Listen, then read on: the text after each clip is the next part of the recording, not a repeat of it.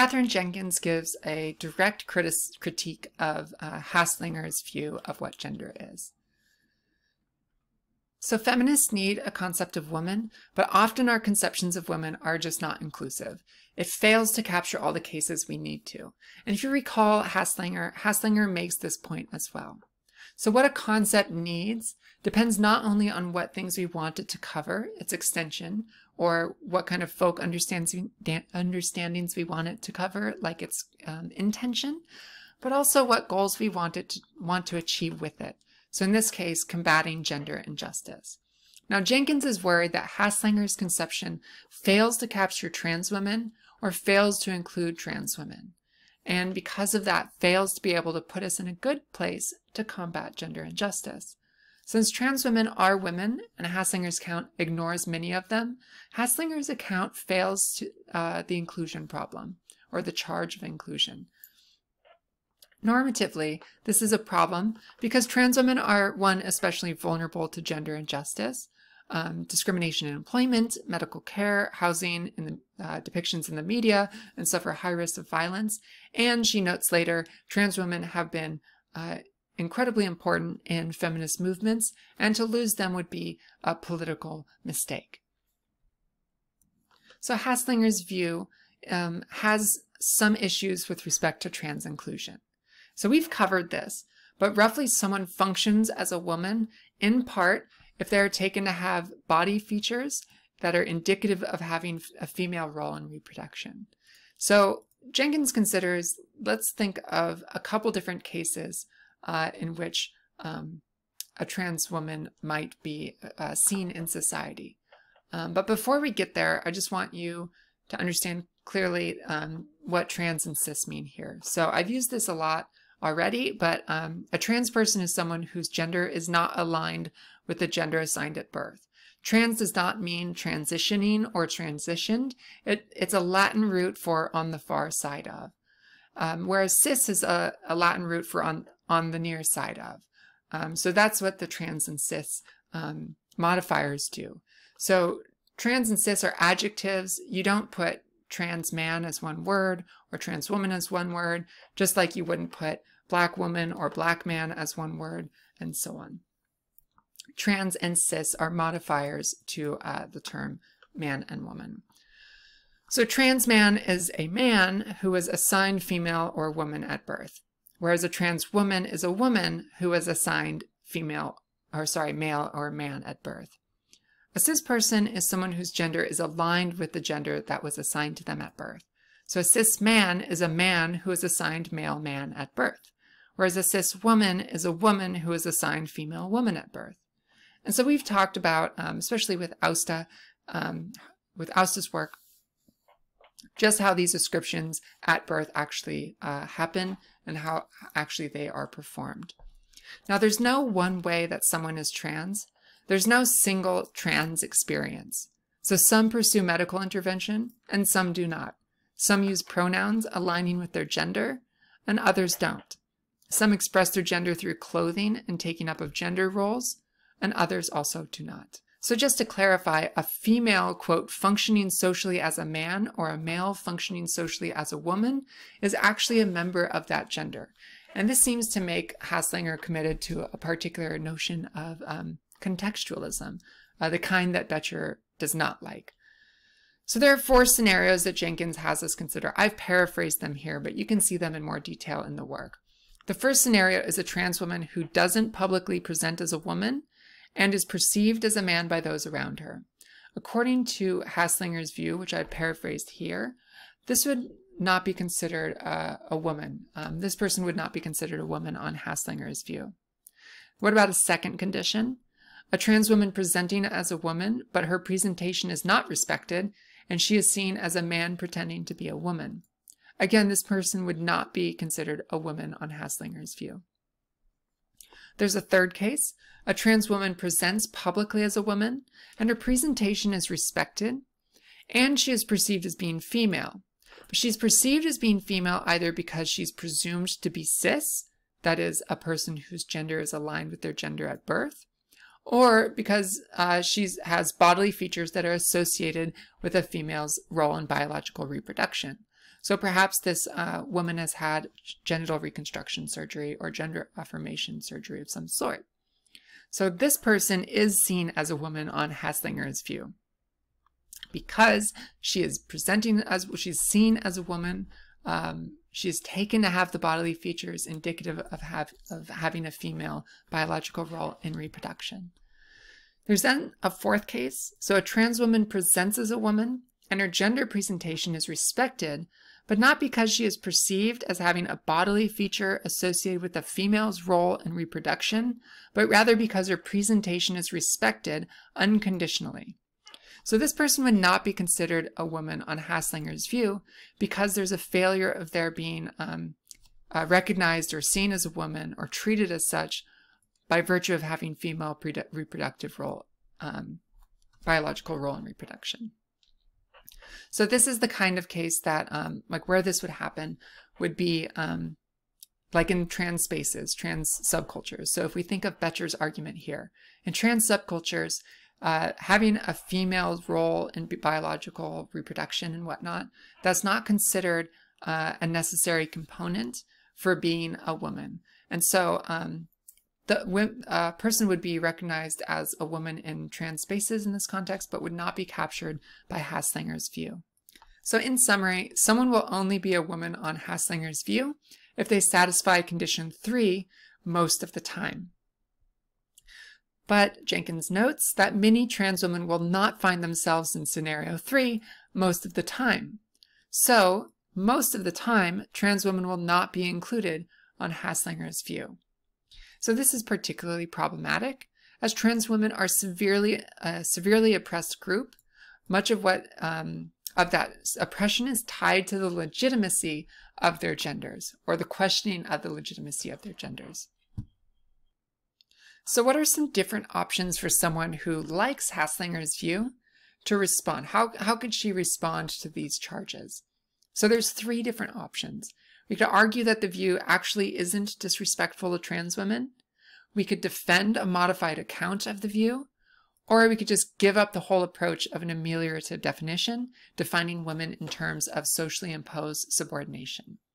So I'm not going to talk about this third one. It is not one that Jenkins thinks that we should take. I'm instead going to talk just about these first 2. So in defending the view as it is, one might say that Haslanger's woman is really a critical analysis of woman as just a social class. So it describes how women, the term, is used in our society without endorsing it.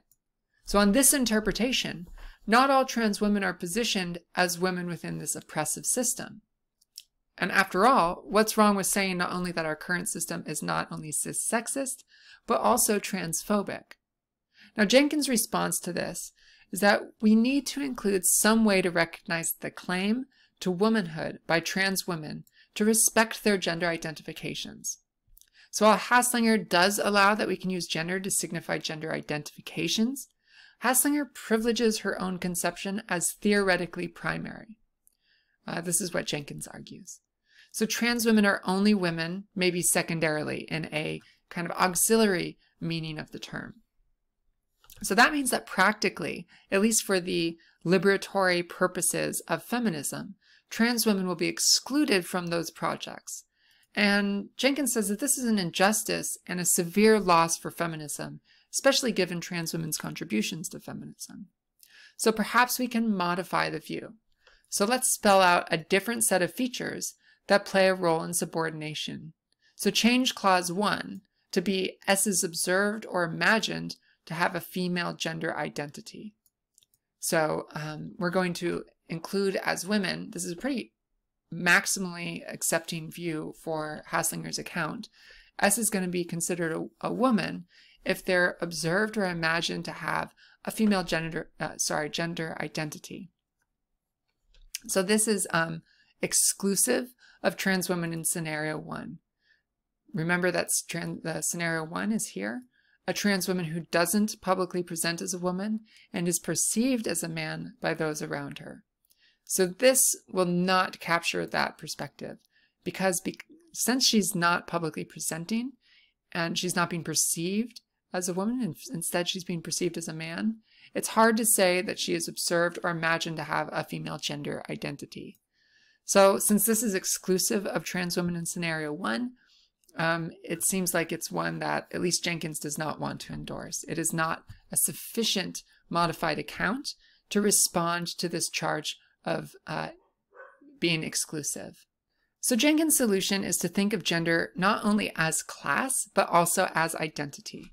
So we should create a conception of gender identity that's on par and not secondary to gender as a social class. So gender as a class would go as such. S is classed as a woman within context C, if and only if S is marked in C as a target for subordination on the basis of actual or imagined bodily features presumed to be evidence of a female's role in biological reproduction. This is, if you're following along, Haslanger's view.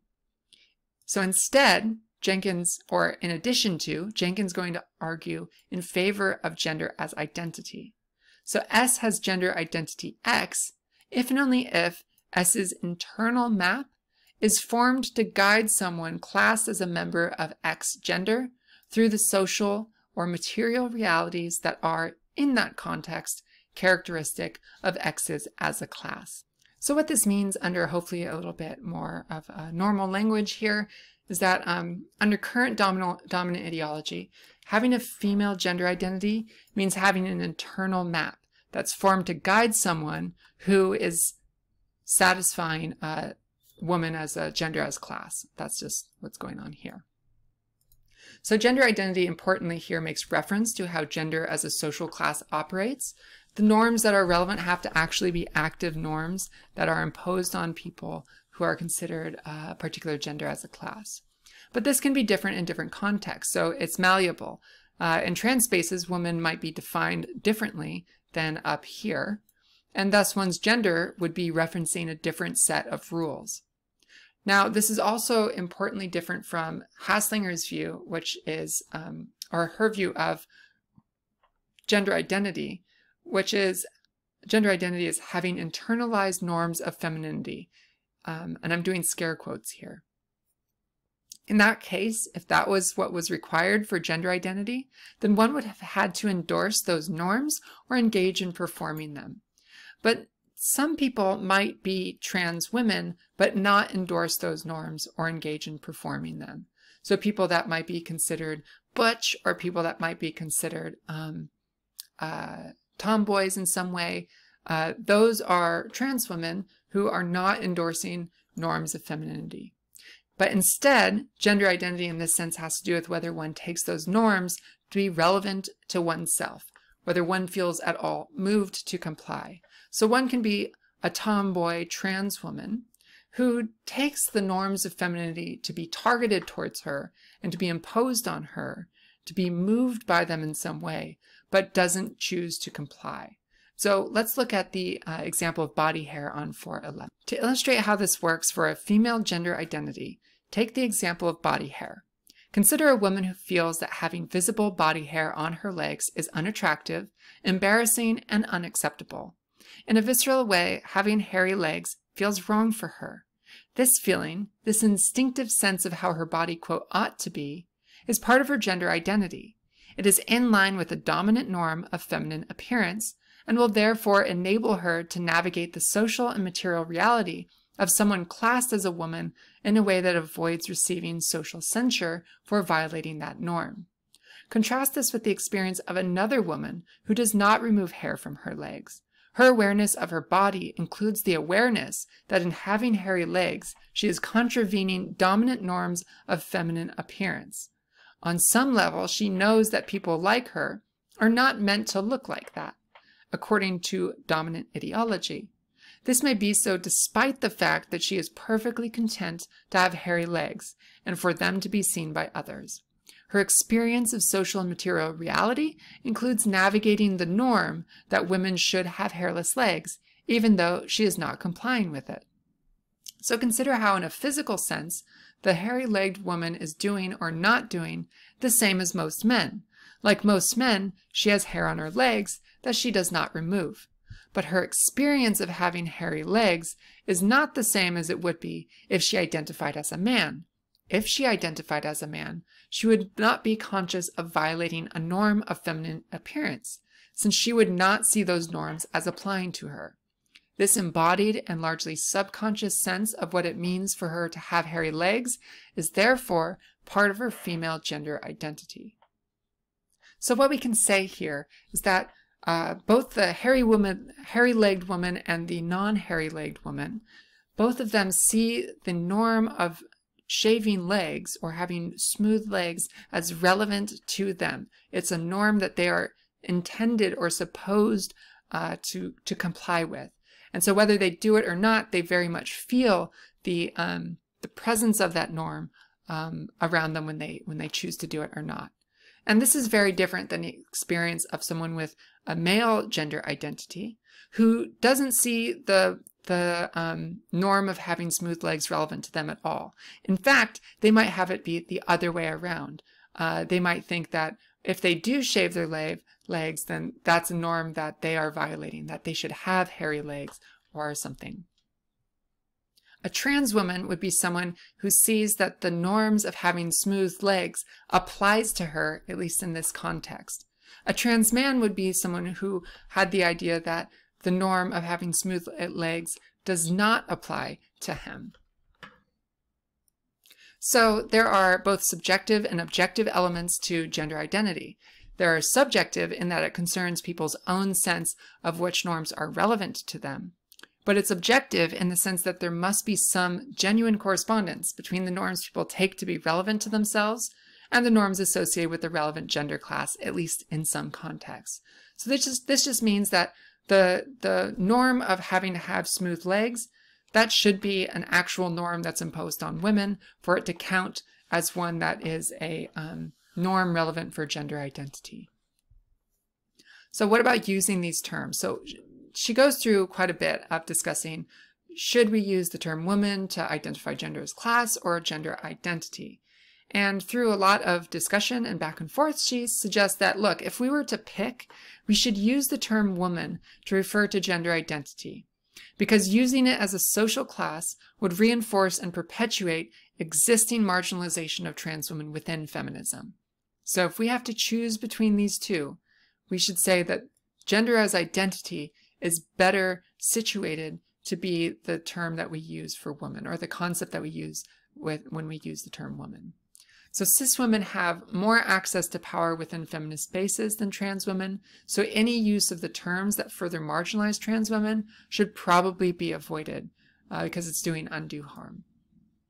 Additionally, using woman in the social class way that Haslanger advocates requires people give up their attachment to that gendered subject position. So recall that she says, I want to do away with there being women at all. Women as a category should not exist, just like she thinks that, race as a category should not exist. We should not be racing people. We should not be gendering people. But Jenkins notes that giving up this term will have very different meanings for a cis woman than for a trans woman. Because cis women who maybe are more feminist inclined, like Haslanger, they might be very willing or prepared or ready to give up the concept or term of woman, but that's in large part because generally cis women don't have to fight for their status to be recognized. Whereas trans women do. So trans women typically struggle to claim the term woman. And so telling trans women that they should just give up the notion of gender altogether might be ignoring the relevance or the importance of that identity to themselves. We'll also see that it might impose an extra burden on trans women. We'll see that with Watson's article. So a good role for both concepts is her Reclaim the Night March, and we'll turn to that now. So to better illustrate the overall approach that Jenkins is advocating, and to show how it might work in practice, let's close by offering an example from my own experience. So 3 years ago, I was involved in organizing a Reclaim the Night March. Reclaim the Night is a protest against violence against women. The premise of the march is that violence and the threat of violence, especially sexual violence, are among the most significant ways in which women are subordinated. As an organizing committee, we agreed that we wanted to make the march women only due to the symbolic value of conspicuously violating the social norm that women ought to be accompanied by a man when walking after dark. So this was a primary goal of the night. They wanted to have the symbolic gesture that women are out reclaiming the night as women or without the presence of a man. So a norm that substantially limits women's freedom and is often invoked in the context of victim blaming. So what were you doing around at night alone? Why weren't you with a man or with someone else? You were just asking for it, that kind of language. But who counts as a woman for this purpose? In other words, what did we really mean when we said that we wanted the march to be women only? This was the subject of a lot of discussion. There was unanimous agreement that the sense of woman we had in mind included all trans women. We decided to use the term self-defining woman to highlight explicitly that this was the case. However, this didn't capture everything that we wanted it to. We recognized that there might be some people who did not identify as women, but who were, in a very real sense, targets of the kind of violence and the threat of violence against which our protest was directed. We felt both that these people could legitimately expect to be included in our protest, and that our protest could only be strengthened by their presence. The kind of people we had in mind were primarily non-binary people who had been assigned female at birth, and trans men who felt that they were regularly misgendered as women, thereby becoming targets for violence directed at women. We tried to find a broader concept that would capture what we meant, but could find none that was sufficiently specific. For example, we considered making the march open to, quote, those who consider themselves to be affected by violence against women, but rejected this on the grounds that many cis men would rightly consider themselves to be affected by violence against women in virtue of the way it harms those for whom they cared, and more generally insofar as it is a grave injustice taking place in a society to which they belong. So positive as their intention might be, having these people participate in the march would undercut the symbolic power of our action, which we all agreed was very important.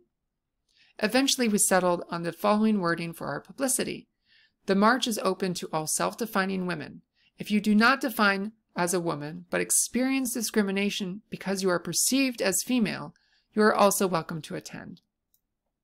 Here, the phrase self-defining women captures gender as identity, while the rest of the wording captures gender as class. So open to all self-defining women captures gender as identity, but if you experience discrimination because you are perceived as female, that captures gender as class. So neither concept of gender by itself could have expressed the sense in which we wanted the march to be women only, nor would any single broader concept do the job. We had to appeal to a disjunctive description, and that just means you're either one or the other. To reword our sentiments in terms of the analysis offered in this article, we were of the view that violence against women is a form of oppression that operates both through gender as identity and through gender as class, affecting both those who are classed as women and those who have a female gender identity. Accordingly, we needed to refer disjunctively to both gender as identity and gender as class in our explanation of who was invited to participate in the march. Incidentally, as soon as this description was proposed, not by myself, it commanded universal agreement. The experience of participating in this discussion has helped to shape the arguments presented in this article. So here we see that Jenkins thinks that while her proposal of gender as identity is particularly important and perhaps maybe should be the one excluded or exclusive conception for what woman is, we also find value in the use of the concept of gender as class, particularly to capture those people that are non-binary, who are commonly perceived as women, and then on the basis of being perceived as having female role in biological sex are thereby subjected to violence, or by trans men who are also seen as female or woman according to the broader society by virtue of imagined bodily features that are evidence of females' role in biological reproduction.